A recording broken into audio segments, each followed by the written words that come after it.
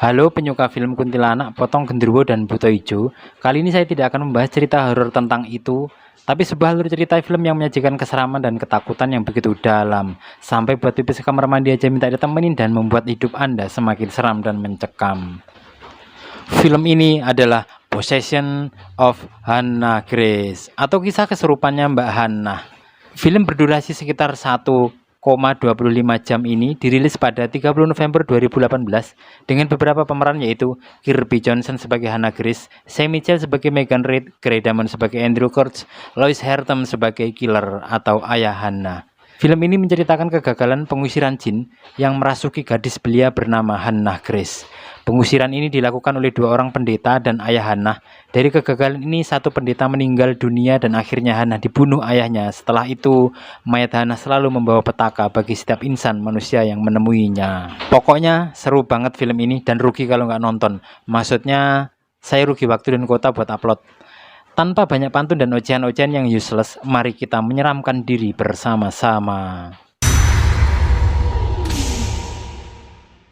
Father, in the name of the Son, in the name of the Holy. Kisah diawali dengan gagalnya proses pengusiran roh jahat dari diri Hannah dan berakhir dengan terbunuhnya Hannah oleh ayahnya. Berpindah ke scene lain, seorang mantan polisi Amerika yang bernama Megan Reed, wanita energik dan cerdas, mengalami depresi di hidupnya. Yang hal ini terjadi karena saat bertugas, beliau gagal dalam menyelamatkan rekan kerjanya sesama polisi.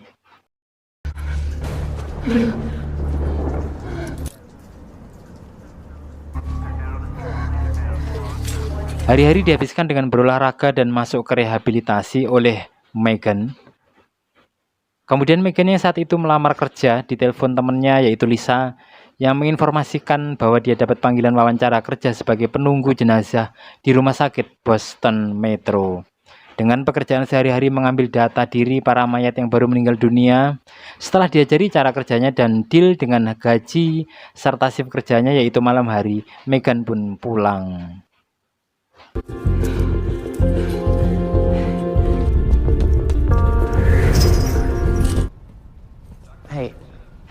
Di malam pertama bekerja, Megan dikagetkan dengan lampu yang menyala sendiri dan alarm yang tiba-tiba berbunyi. Setelah diperiksa dari pintu masuk, ternyata satu mayat dikirim dan di sini tugas pertama Hannah dimulai.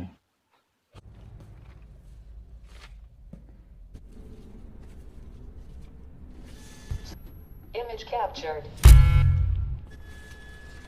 Green means go. Kemudian Hannah menyimpan mayat itu dan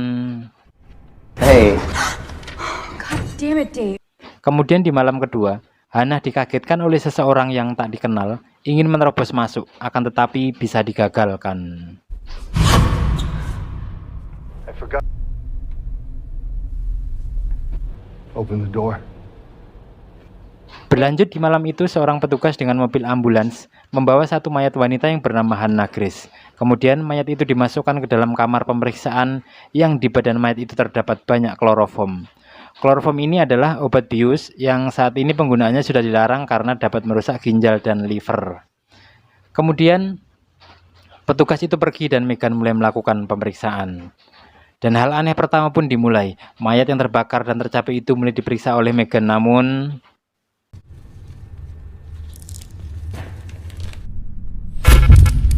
Error. What? Error. Error. Unable to locate. identitas dari sidik jari, kamera yang tak bisa mengambil gambar, dan mengidentifikasinya. Kemudian Megan memasukkan mayat itu ke dalam box pendingin. Saat memasukkan mayat itu, tiba-tiba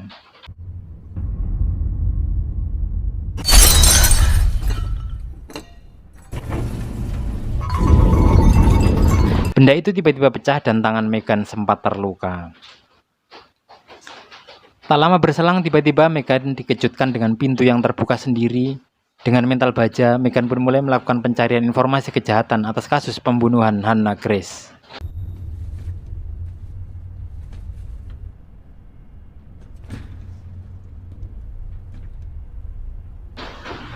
Dan Megan kaget dengan warna mata Hannah Grace di SIM atau surat izin mengemudi yang berwarna coklat dengan warna mata mayat itu yaitu warna biru.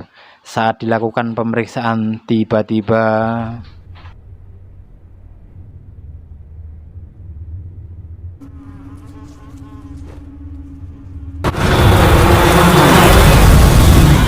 Selanjutnya Megan dikejutkan dengan mayat Hannah yang hilang.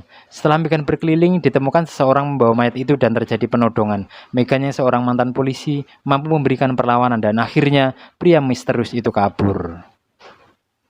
Kemudian Megan mencari pertolongan dan tiba-tiba mayat itu sudah hilang. Setelah berkeliling, ternyata mayat Hannah sudah bersama pria itu dan akan dibakar. Selanjutnya, Megan berusaha menghentikannya dan terjadi serangan dari pria itu. Tak lama berselang, petugas mengamankannya dan membawa ke polsek terdekat. Pesan sebelum ditangkap dari pria itu adalah mayat itu masih hidup dan harus dibakar, akan tetapi mereka tidak memperdulikannya. You gotta destroy her body. No! She's not! You gotta destroy her body. Get him up! You're coming with us! Mayat Hannah dimasukkan kembali ke peti penyimpanan dan belum lama mayat disimpan, tiba-tiba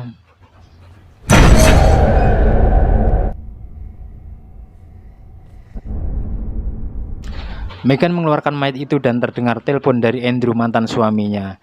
Dan tiba-tiba Hello? Yeah, I'm fine, but I'm gonna call you back. tak lama kemudian Lisa datang dan mengajak Megan ngopi. Kemudian datang Dave memberitahu Megan bahwa ada polisi di atas ingin bertanya tentang kejadian malam itu. Dan Dave menggantikan jaga sementara. Kemudian Megan yang sempat terlihat berdebat dengan polisi itu, yang dia adalah mantan suaminya. Megan meminta bantuan dengan mengambil sidik jari Hannah ke ruangannya dan memberikannya ke Andrew agar diidentifikasi karena warna mata berbeda. Dan di sini Hannah menduga ada pemalsuan KTP. Kembali ke Dave di ruangan itu, yang bermain baseball untuk menghibur diri. Bases loaded. Be higher.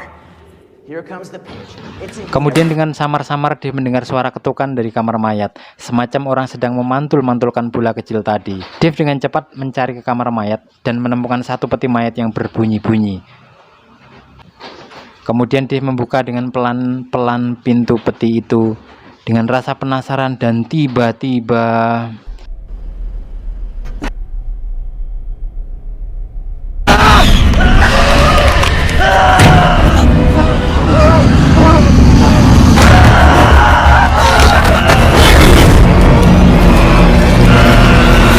Dave diajar Hannah dan akhirnya tewas masuk ke peti mati. Kemudian Megan masuk ke ruangan kerjanya dan mencari Dave yang sudah tidak di tempat. Megan menemukan beberapa barang berantakan. Megan yang kebelet akhirnya ke toilet dan sambil main chatting dengan Andrew. Tiba-tiba terdengar suara orang membuka pintu dan menyalakan wastafel. Nampak Megan memperhatikan bola kecil miliknya tergeletak. Dan terjadilah.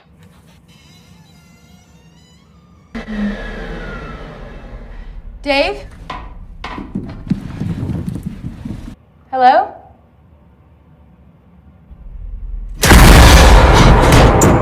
Tangan aneh meraihnya dengan cepat.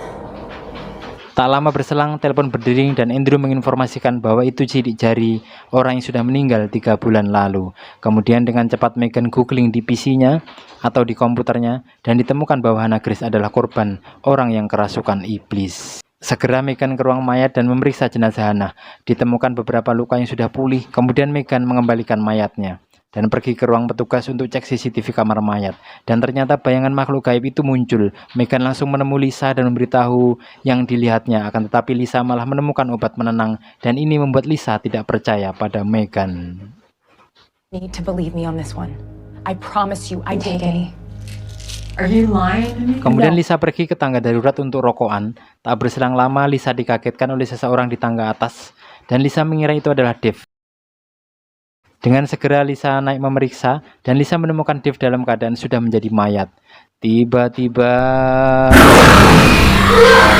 Hannah Grace muncul dan menyerang Lisa dengan ajian kombinasi antara kretek abal-abal dengan santet penghisap nyawa.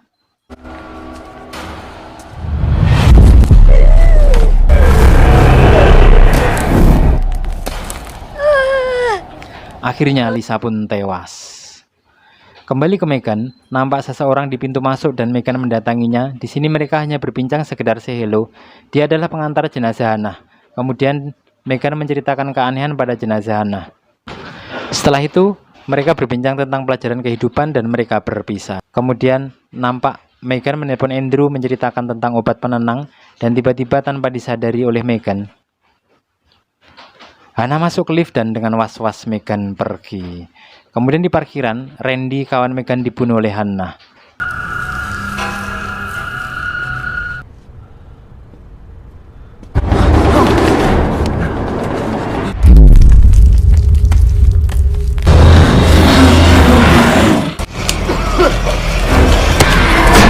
Nampak Megan mengecek CCTV dan dia kaget melihat pemandangan yang menyeramkan. Dia menemukan Hana masuk lift dengan sangat seramnya. Megan langsung terpikir akan Randy di parkiran dan dia mencarinya dan ternyata benar adanya. Randy sudah tergeletak di parkiran.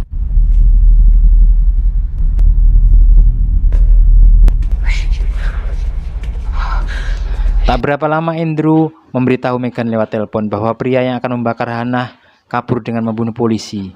Dan sebelum lama, tiba-tiba Megan disergap oleh pria itu. Setelah mereka berbincang, akhirnya pria ini bercerita bahwa dia adalah ayah Hana. Dan Hana mengalami depresi dan anxiety atau kegelisahan yang akut.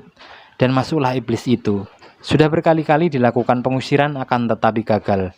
Dan niatnya adalah membunuh iblis yang bersemayam di tubuh Hana dengan membakarnya.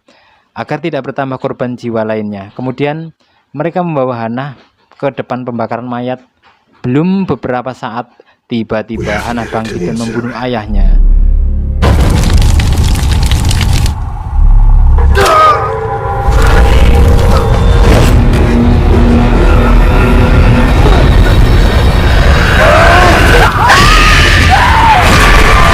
Kemudian Megan pun melarikan diri. Tak berselang lama Andrew datang dan mengamati area sekitar. Nampak di sini Megannya sudah kehabisan nafas, dibuat pingsan oleh Hana dan diseretnya. Dan tiba-tiba Megan sudah berada di peti mati itu.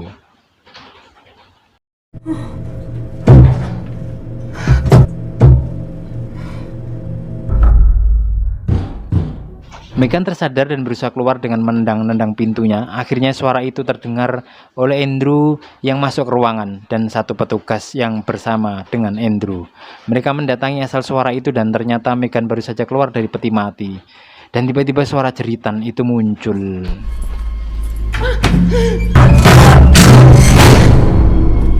Get out of here! We have to get out of here! Megan! Akhirnya mereka berlari dan belum beberapa saat petugas itu dibunuh oleh Hana dengan sadisnya.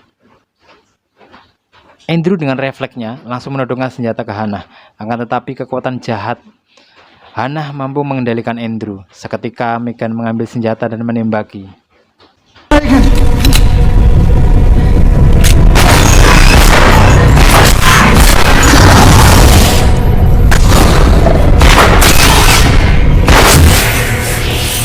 Setelah Hana dilumpuhkan untuk sementara, Megan menyuruh Andrew pergi untuk mencari bantuan. Megan dengan tenangnya kemudian menyeret Hana dan memasukkannya ke pembakaran. Baru setengah badan Hana masuk pembakaran, Hana yang dirasuki iblis itu bangkit dan menarik Megan.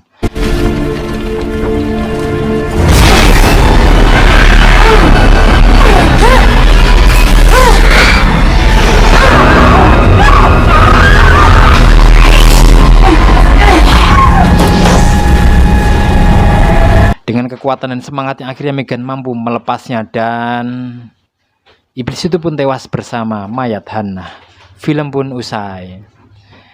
Film ini meski mengambil latar yang cukup sempit, akan tetapi mampu memberikan kejutan-kejutan dan jump scare yang cukup keren. Pelajaran yang bisa diambil dari film ini adalah yang pertama, bersikaplah jujur dan terus terang meski itu sakit, dan percayalah akhir manis akan didapat. Yang kedua, keberanian dan tekad akan mampu mengalahkan segala trauma dan tekanan psikologis dalam diri. Yang ketiga, selalu rajin berolahraga, tetap kuat. Yang ketiga, selalu rajin berolahraga agar tetap kuat menghadapi iblis. Nyambung gak ini ya? Nggak apa-apa. Akhirnya kami segenap kru undur diri dan tetap semangat. Sampai jumpa di video-video selanjutnya.